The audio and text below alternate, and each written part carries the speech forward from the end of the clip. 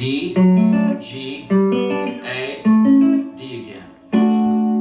Then G, A, D again. G, A, D, G, A, D. This is a really cool concept that I teach all of my students, and I first saw Robin Ford teaching this in one of his masterclasses, and I've also seen Guthrie Trapp go over this a few times, which is who I'm going to demonstrate, I'm going to show today.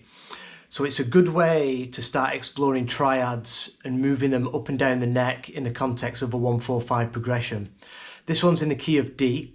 I'll play the video all the way through and then we'll break it down slowly with tabs. And we're going D, G, A, D again. Then G, A, D again. G, A, D, G, A, D. Okay, so key of D, that means we've got a 1, a 4 and 5, which will be D, G and A. So it's D major, G major, A major. Now for this exercise, we're going to be using the D, G and B strings only. So you can forget the E string, the A string and the high E. It's just these three only. And we're going to work them triads up and down the neck on them strings. The reason I start on them strings with my students is because them are basically the easiest ones to get hold of to begin with. I will move to other string sets, but I'll do that in a different video. So we're going to start off with a D major, and that will be a root inversion, not a root inversion, a first inversion D major. So it'll be ring finger on the 4th fret of the D string. That's going to be our major third. And then the G string we've got on the 2nd fret, that's the 5th. So we've got 3rd, 5th, and then middle finger is grabbing the root of the triad, 3rd fret on the B string. That is the shape of your first inversion. And this comes from, there's your big chord, it's your C form bar chord. But we're just taking these three because we're using them 3 strings. We're reducing and breaking down these bar chords into triads. So that's D. And then now we want a 4 chord, which is G major. So we move this up a half step and switch these back 2 fingers, and that turns this into a root inversion for G major. We've got root, 3rd, 5th, and this comes from your E form bar chord. So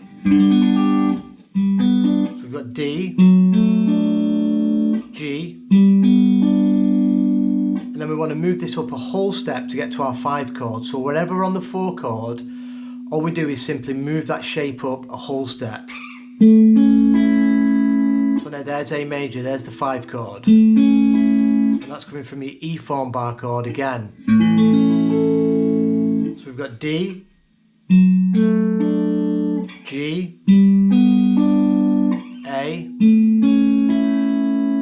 and now we want to go back to D. So where this one finishes with our ring finger, we can put on this bar across the 7th fret, D, G and B, and that's a D major triad. That's your 2nd inversion, that starts on the 5th. So that's 5th root 3rd. This comes from your A form bar chord. That part's retaining there. The 5th will be up here, but we're only playing the D, G and B strings. So D, G, A, D. And then in this position we're going to put on the shape that we first started with, our first inversion. Now that's our first inversion for G. So we've got D, G, and then we move that up a whole step to the 5 chord, which is A. Remember, these two are coming from our C shape.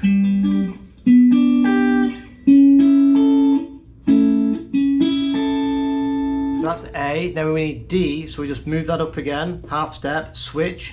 Now we're back to our root inversion for D, which is coming from this E form bar chord. So D, and then we switch with this finger and we put on this shape again for our G major triad, 2nd inversion.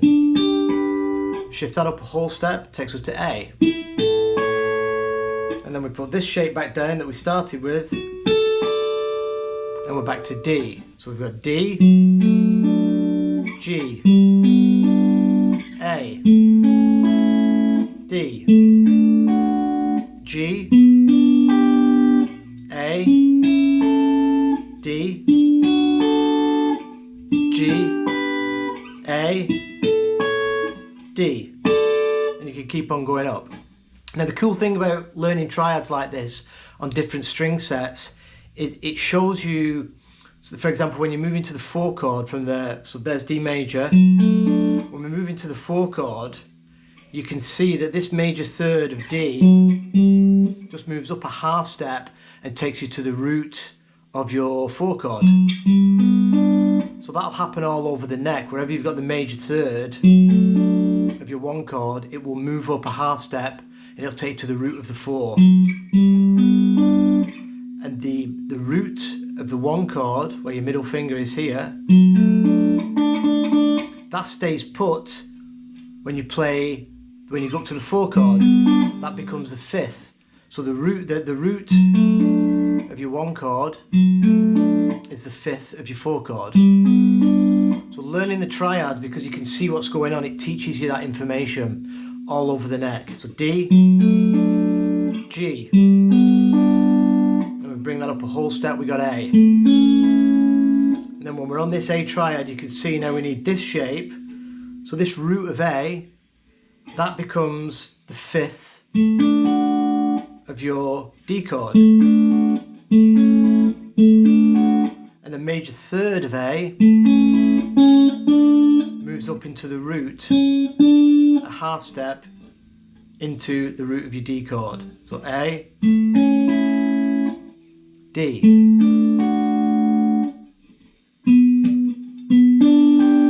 So we've got D there, so there's the major third of D. That moves up into the root of your 4 chord. Sorry, I played that wrong. And that comes up a whole step.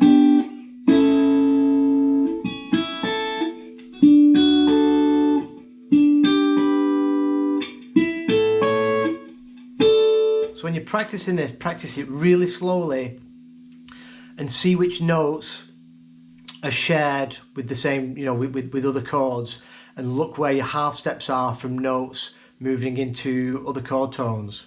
You can see it moving around when you do these triads.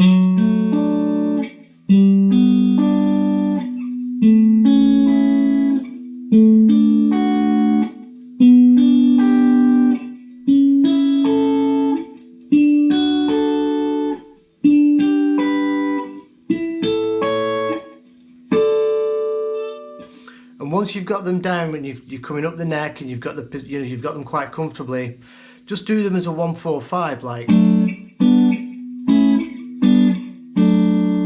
and grab this D, D, start jumbling them up.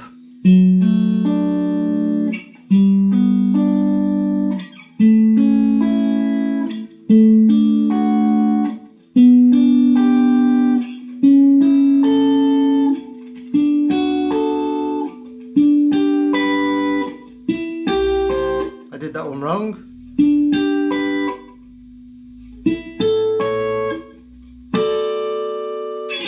We will go, I'll do another video soon and I'll go into the other string sets, like I'll do it, for example, from the, on the top 3 strings, where you'd have D, G, A, D, G, A, G, sorry, A, D, G, A, back to D. And we can do these on all the string sets, and I will go into them. The reason why we start on the D, G and B, well, from my experience anyway, is them are the easiest ones to get a hold of first. Once you get them ones on the D, G and B strings and you add the top 3 strings, then the bottom, you can start really seeing the bar chords really well. So the whole bar chords would be, there's D, G, A, D, G, A, D, G, A, and then D right up there, which is difficult to get. Okay, have some fun with that and I'll see you soon. Cheers.